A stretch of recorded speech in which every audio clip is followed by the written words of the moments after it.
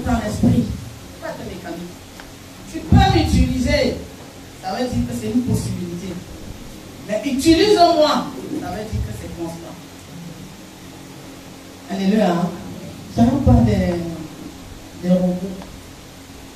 Me lis totalement, Seigneur. Me lis totalement. Utilise-moi.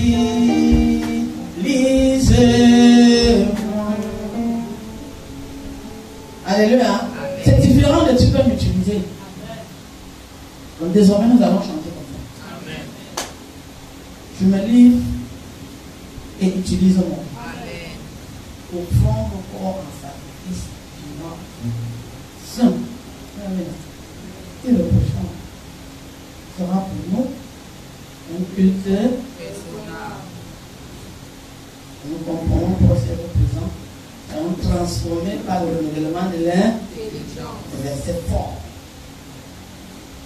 Veux-tu briser du péché le pouvoir?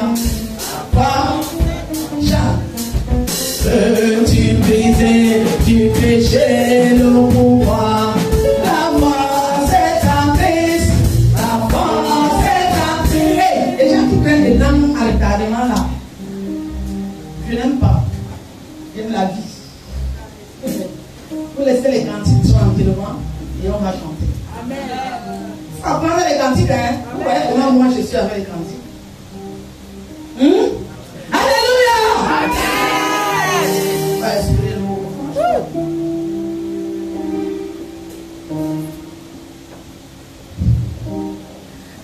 Lève d'abord ça, je vais en donner.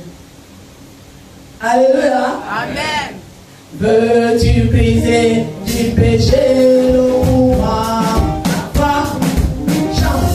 Veux-tu briser du péché le pouvoir? La force est en Christ. La force est en Christ.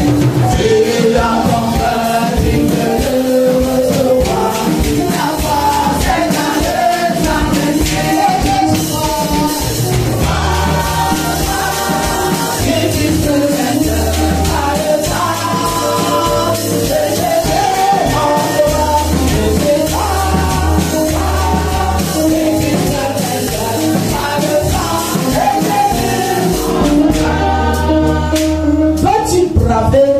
La mort et l'enfer. Alléluia. La force est en Christ. Allons-y. Veux-tu braver la mort et l'enfer? La force est en Christ. La force est en Christ. Je dis l'amour est en Christ pour tes frères. La force est en Christ. En Christ, je crois. La force est en Jésus.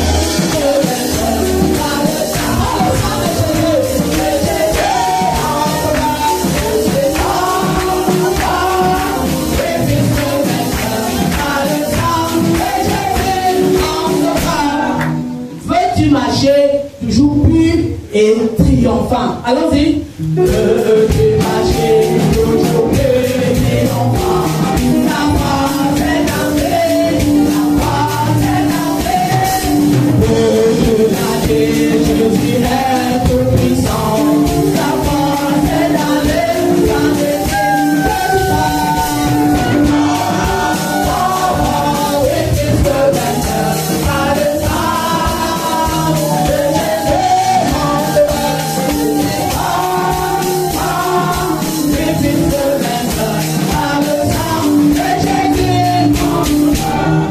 du ciel t'approcher chaque jour. Allons-y. Veux-tu du ciel t'approcher chaque jour? La force est en Christ. La force est en Christ. Avec Jésus demeure pour toujours. La force est dans le Christ.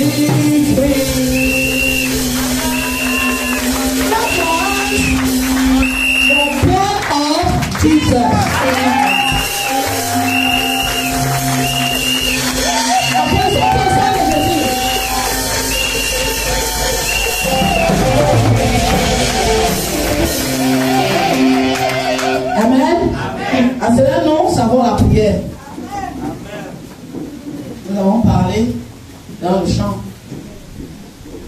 Timothée, lis-nous ça. Matthieu. Matthieu chapitre 24, verset 12. Et parce que l'iniquité se sera accrue, la charité du plus grand nombre se refroidira. Et Timothée 3.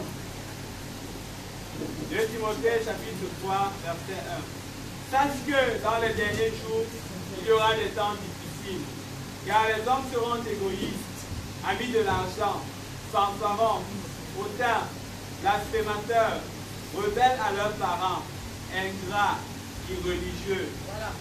Il faut prendre, quand tu vas lire maintenant, arriver à religieux, tu vas au sein, tu peux le long, ayant l'apparence de la piété, mais reniant ce qui en fait la force, tu peux là-bas, recommence. Sache que dans les derniers jours, il y aura des temps difficiles, car les hommes seront égoïstes, amis de l'argent, fanfarons, hautains, blasphémateurs, rebelles à leurs parents, ingrats, irréligieux, ayant l'apparence de la piété, mais reniant ce qui en fait la force. Point. Alléluia. Amen. Je prends les deux. On a irréligieux, non? Irréligieux et ayant l'apparence de la piété. C'est presque la même chose. Alléluia. Irréligieux, c'est quoi? C'est ceux qui n'aiment pas la parole de Dieu, qui n'ont pas de conviction en ce qui concerne les choses de Dieu, les choses chrétiennes. Maintenant, ça, c'est la première définition. Mais la deuxième définition, c'est qui s'oppose à la religion, irrespectueux envers la religion. Quelqu'un peut dire, moi je ne crois pas en Dieu, et puis il reste tranquille. Alléluia. Mais une autre personne va dire, moi je ne crois pas en Dieu, mais je combats Dieu. Et Dieu les met dans le rang des ennemis. Alléluia. L'église aujourd'hui, je crois que l'église doit savoir où elle se place. Est-ce qu'on comprend? Les évangiles de séminaire sur le mariage, et puis ceci, Dieu béni, 5 ans. La parole de Dieu doit être prêchée selon les circonstances, les événements pour préparer l'église. Vous comprenez? Aujourd'hui, on m'envoie des vidéos. Voilà une vidéo. On a dit, et voilà, église de Satan. Vous devez savoir quelque chose. Quand quelqu'un fait sa vidéo, il a besoin d'une large diffusion. Exact. Est-ce que vous comprenez? Amen. Qu'elle soit diffusée n'importe comment, il a besoin qu'on la diffuse. Est-ce que vous avez compris? Amen. Alors quand tu prends une vidéo comme ça, toi chrétien, tu diffuses ça partout. Tu travailles pour le diable. Oui. Quand vous ne partagez pas les vidéos de l'église, pour montrer que Satan est en train d'avancer, mais vous êtes en train de montrer que lui il avance. Vous montrez que vous faites quoi? Vous êtes dans le monde. Vous diffusez les trucs de Satan. Mais la personne qui parle mieux de Satan, c'est la Bible. On vous a dit que Satan est là. Et que dans les derniers temps, est-ce que tu as besoin, quand lui a posté sa vidéo, de la partager? Je vous pose la question. Est-ce que vous allez demander surtout comment nous travaillons pour notre adversaire? On a déjà porté telle personne dans tel pays pour le présenter comme Dieu. On répond à ce genre de choses avec une autre action qui élève aussi Jésus. Amen. Tu as répondu. Mais tu ne peux pas être là, c'est le distributeur, le partageur des vidéos de Satan. Et vous partagez les vidéos de la prédication. Amen. Il faut envoyer à ces gens-là pour qu'ils voient. Ce que nous devons savoir, c'est quoi? C'est que chaque vidéo véhicule un esprit. Quand je mets la vidéo, je mets cette vidéo avec l'esprit de Dieu. Ça veut dire que tu peux regarder ma vidéo, tu retrouves la guérison. Amen. Tu regardes cette vidéo, tu es édifié. Tu regardes cette vidéo, ta vie est transformée. C'est la même chose avec les vidéos de l'adversaire. Ça marche avec son esprit et avec les démons. Je veux donc vous dire ça. Ne partagez pas ce genre de vidéos. Ne faites pas une large diffusion. L'ennemi ne partagera jamais ta vidéo. Si c'est pour la déconstruire, peut-être, je ne sais pas. Est-ce que vous avez compris? Le Seigneur a dit, voilà ça que nous sommes en train d'enseigner ici. Pour nous, c'est quoi?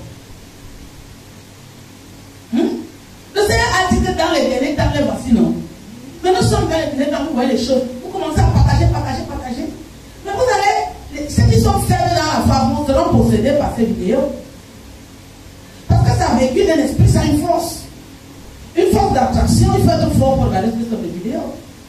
Vous pensez que c'est seulement. Il y a des gens qui veulent bien Satan avec ses propositions, mais ils n'ont pas moyen. Et quand vous leur envoyez une telle vidéo, ça les convertit. Nous sommes dans un combat où nous ne pouvons pas travailler dans le camp de l'adversaire. Tu peux savoir à qui tu peux envoyer certaines vidéos, oui. Aux gens forts spirituellement, parce qu'ils vont comprendre et puis ils vont peut-être orienter. Mais on ne peut pas en diffuser ça de la manière qu'on fait là.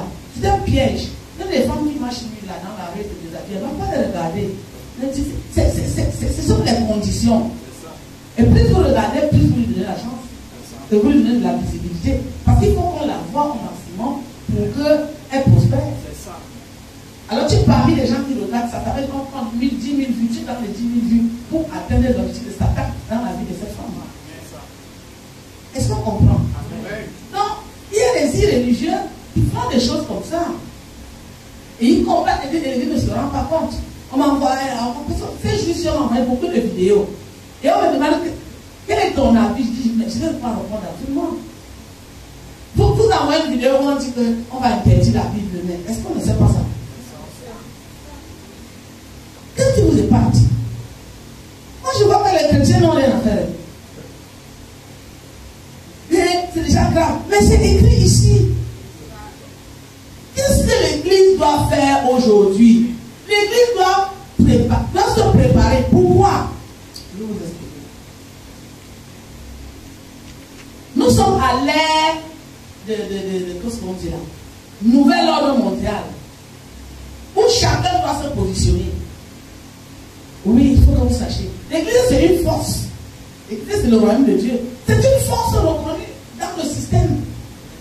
Alors, chacun veut se positionner en déconstruisant l'autre. Est-ce que vous avez compris?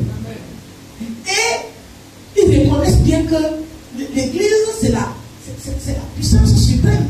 Si la Bible ne faisait rien à quelqu'un, pourquoi l'interdire? Pourquoi n'interdit pas Cheikh Ami Doukan, je ne sais pas quoi, Cheikh Anta Diop, tous ces écrivains, la prière ambiguë, la vie ambiguë de Cheikh Ami Doukan, l'aventure, oui, l'aventure ambiguë. Pourquoi on n'interdit pas ça? Pourquoi il y a beaucoup de livres sur la terre? Mais l'Église doit se poser des questions. Au contraire, quand on voit le tel, on a dit voilà, nous sommes arrivés là où, et maintenant nous devons nous positionner. Mais l'Église doit entrer dans l'ordre mondial. L'Église doit entrer là-bas. Mais de quelle façon? Nous ne devons pas entrer dans l'ordre mondial étant détruits, ou déconstruits, ou faibles. Nous devons entrer dans l'ordre mondial étant forts. Vous avez compris? Ce n'est pas quelque chose qui est mauvais. Quand vous voyez les guerres dans les pays et tout ça, mais c'est pourquoi? C'est pour son position. Parce que les personnes ne veulent qu'on le domine. Quand vous allez voir ces différents chefs d'État, quand ils s'expriment en réponse aux autres, vous allez remarquer, ils s'expriment en valorisant leur armement ou leur armure. Il faut suivre l'actualité. Ils ne s'expriment pas en disant que voilà ce que tu m'as dit, voilà comment je réponds. Il va me dire que activez-moi telle armure, activez-moi sa canne, activez-moi ceci, les missiles. Il te dit, il dit ça dans son gouvernement pour te montrer que fais attention.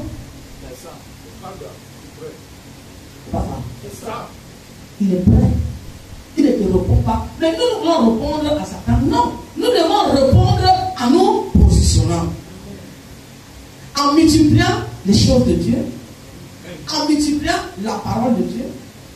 En multipliant l'évangile qui correspond pour que les chrétiens soient prêts à faire face et à entrer dans l'ordre mondial étant forts. Parce que nous allons entrer là. Pour ça qu'on prêche. Vous voulez les prédicateurs de là, séminaire du mariage. Et Dieu avait fait en cette la malade à la femme enceinte. Ce n'est plus l'affaire de séminaire. Il a dit que quand ça va commencer, malade à la femme enceinte. Donc on ne peut pas, si tu te maries, c'est bien, on ne peut pas accentuer ça maintenant. Nous te disons qu'il y a quelque chose, tu dois entrer dans l'ordre mondial, mais comment? On m'a montré une vidéo, on m'a envoyé une vidéo où on a interrogé les pasteurs, on leur a dit, il paraît que vous faites la délivrance pour accompagner les personnes à la délivrance. Et puis les pasteurs disent non, on ne fait pas ça. Et non. Si tu ne fais pas la délivrance dans une église, tu n'es plus église. Amen. Esaïe 61, 1. Qu'est-ce que ça dit? Oui. Je vous parle des affaires religieuses. Ça, on parle de ceux qui combattent l'église. Esaïe 61, 1. Qu'est-ce que ça dit?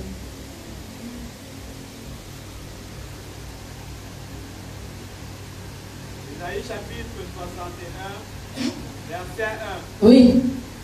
L'Esprit du Seigneur l'Éternel est sur moi. Car l'Éternel m'a oint pour porter de bonnes nouvelles aux malheureux. Il m'a envoyé pour guérir ceux qui ont le cœur brisé, pour proclamer aux captifs la liberté et aux prisonniers la délivrance, pour publier une année de grâce de l'Éternel. C'est la même chose, même si on ne continue pas. C'est qui? C'est Jésus. C'est pas Jésus. Si tu ne connais pas la mission de l'église, si tu es église et qu'on t'empêche de délivrer les captifs, et qu'on t'empêche de prêcher la délivrance, et que tu n'es plus église.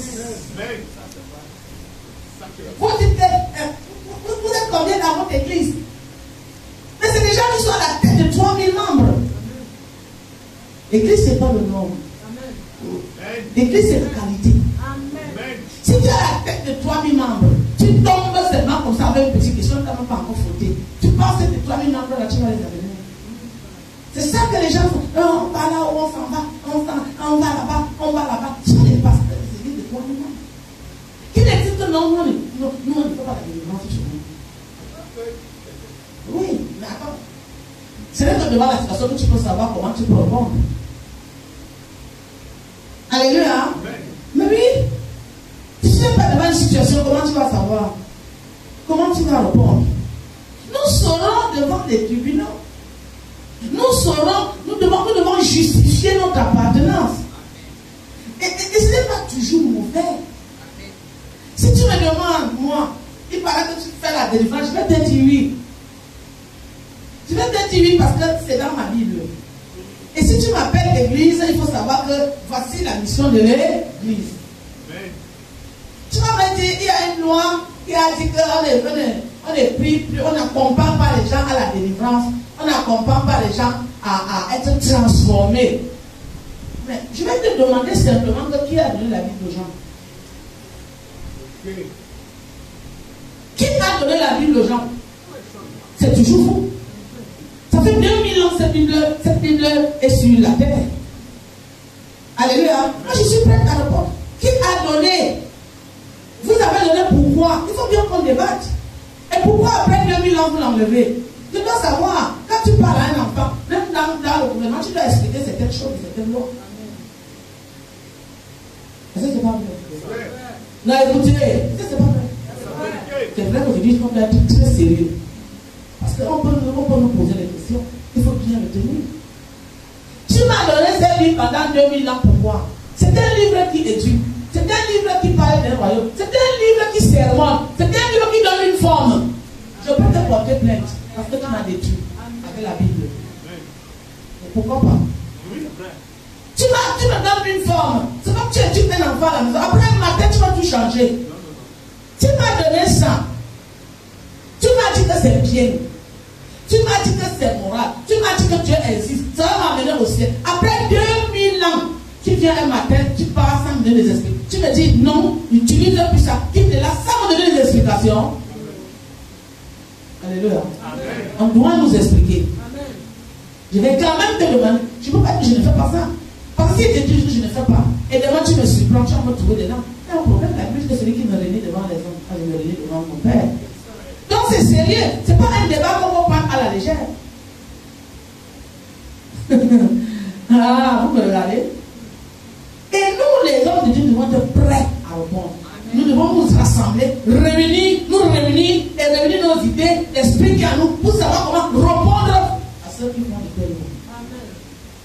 Tu me dis, moi je prie pour que les gens soient transformés. Je ne dois pas prier, c'est ça que tu dis. Mais vous-même, vous transformez les gens. Ça veut dire, non, on va faire comment? La loi n'a pas. Moi je prie pour que les gens soient transformés. Mais vous voulez transformer dans les chirurgies. Donc la loi là aussi vous condamne. C'est pas ça. Il faut voir, il faut être capable. C'est une loi, on a dit ne transformer pas les gens. Ne les aidez pas à se transformer. Ne les aidez pas à changer. Parce que quand je prie pour toi, j'enlève un démon, tu es transformé. Amen. Même quand je m'en vais te faire une chirurgie, je te donne une autre forme, avec un autre visage, tu es transformé. Donc la loi commence où et ça finit où? C'est seulement pour la prière. Parce que transformation égale transformation. Ça y est, oh non.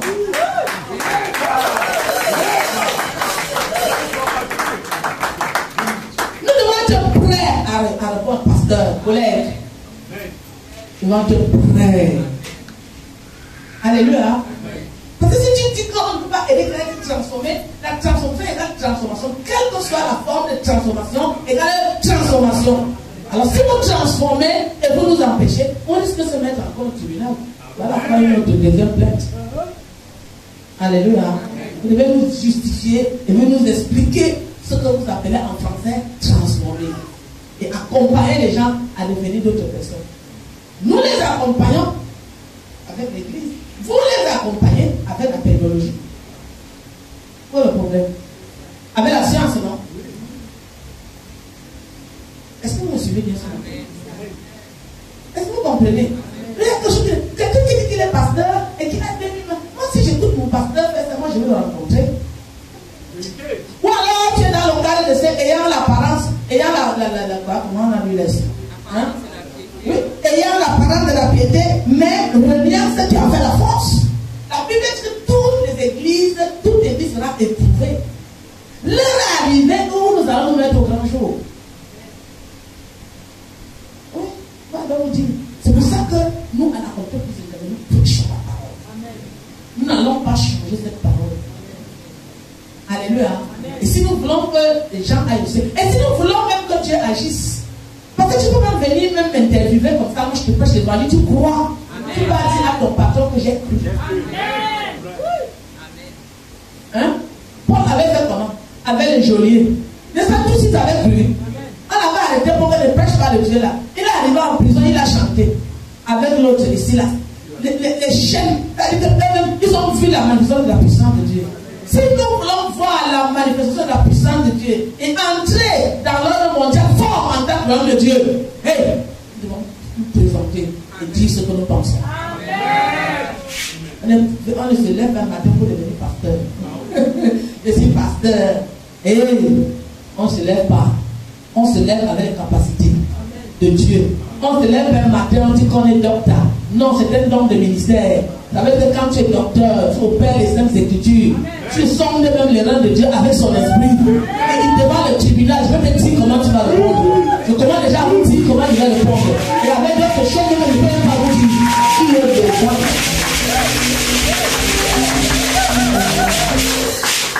On ne peut jamais dire que je ne veux pas la délivrance. Je vais te montrer les versets bibliques qui me donnent l'autorisation de faire la délivrance. Et je vais te dire que c'est toi qui m'as donné ce livre-ci. Alléluia. Alors, si tu me manipules, non, à un moment, on ne peut pas accepter la manipulation. Alléluia. Donc, vous voyez, et on m'a envoyé tout ça. Et on m'a dit que si tu parles, que je pense.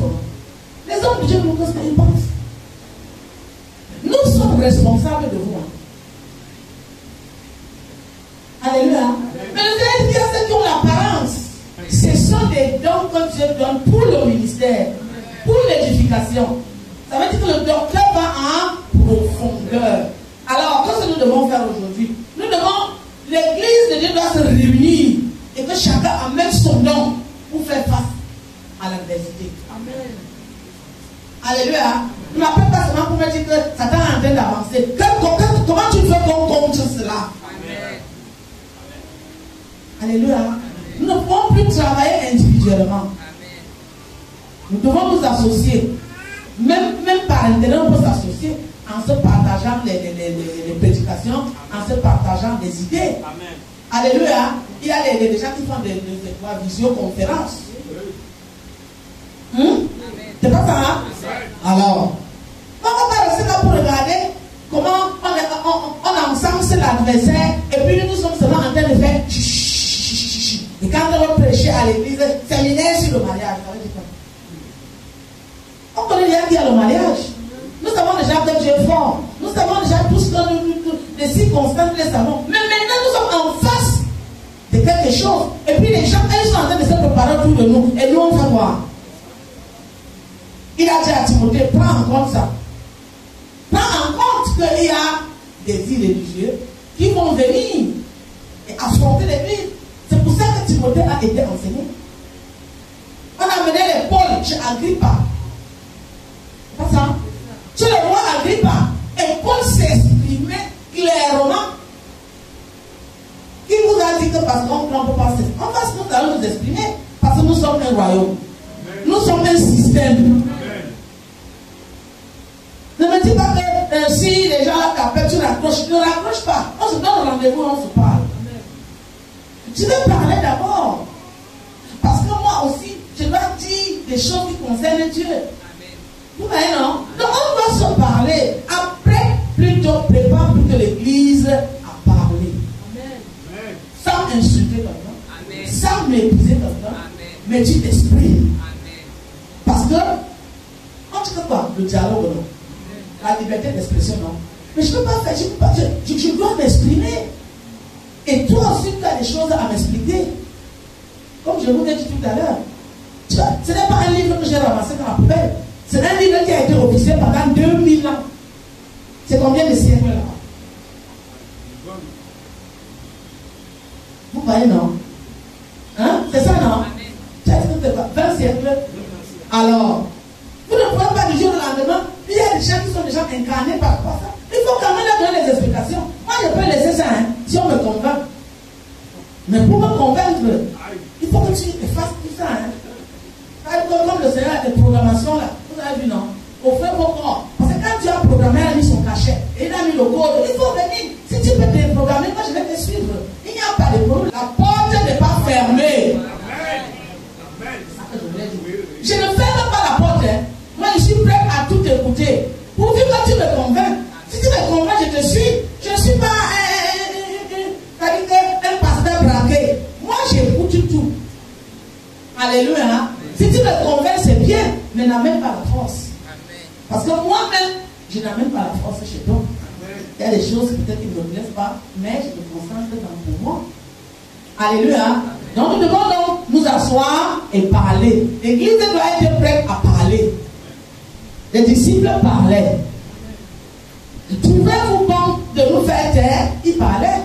Est-ce que vous pensez qu'on doit vous obéir, que d'obéir à Dieu? Ils parlaient. Pourquoi nous voulons fuir de parler aujourd'hui? Alléluia. Nous ne pouvons pas fuir de parler aujourd'hui. Nous ne pouvons pas avoir des gens qui sont malades à l'église. On ne prie pas pour qu'ils soient délivrés. Si tout le monde ici est malade, moi je vais donc parler de Dieu qu'il est quoi? C'est les témoignages de guérison, les témoignages de libération, les témoignages de salut. Tu ne peux pas amener quelqu'un au ciel, dans la vie éternelle, ça qui passe par la délivrance. Abandonner même le monde, c'est une grande délivrance. Quand on avait envoyé Moïse en Égypte, on lui a donné le bâton. Alléluia. Et quand il est arrivé en Égypte, ton bâton est devenu le serpent qui a avalé les autres bâtons. Nous nous sommes arrivés au niveau où on va voir le plus grand serpent. Il y a les bonbons dans le WC. Il y a les serpents dans le WC. Notre Dieu est le serpent de l'air qu'on avait mis loin là-bas. Là est arrivé où les serpents doivent se confronter.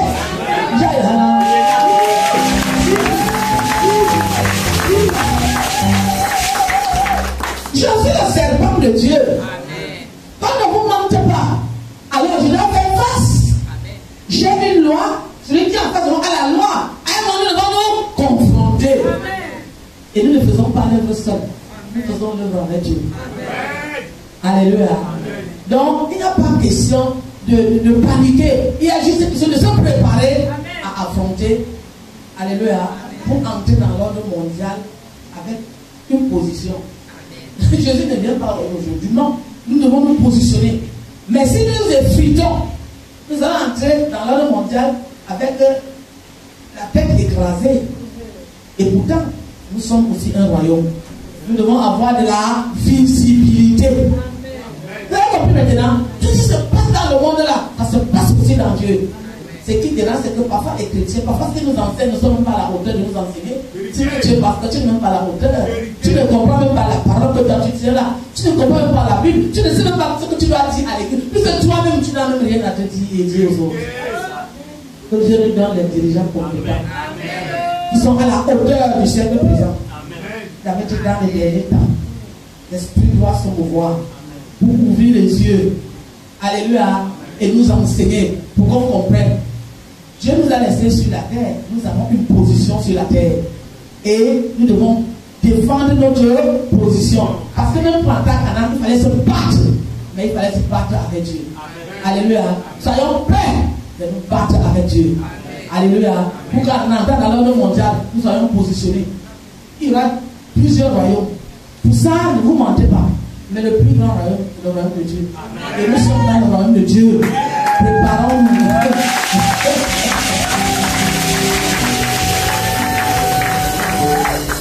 Nous ne devons pas avoir peur. Alléluia. Mettons-nous dans la sanctification qui est la parfaite volonté de Dieu. Et Dieu va nous précéder. Il a toujours dit, je suis devant vous.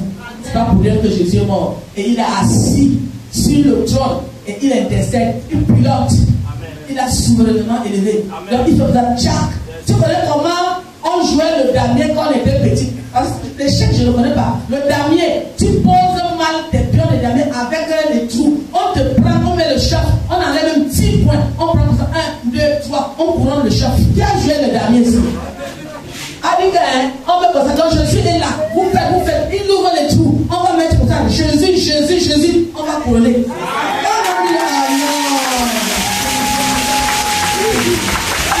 Parce qu'il y aura des trous, il y aura des failles, et il va venir entrer par là. Alléluia. Vous donnez le verdict. Que le Seigneur bénisse.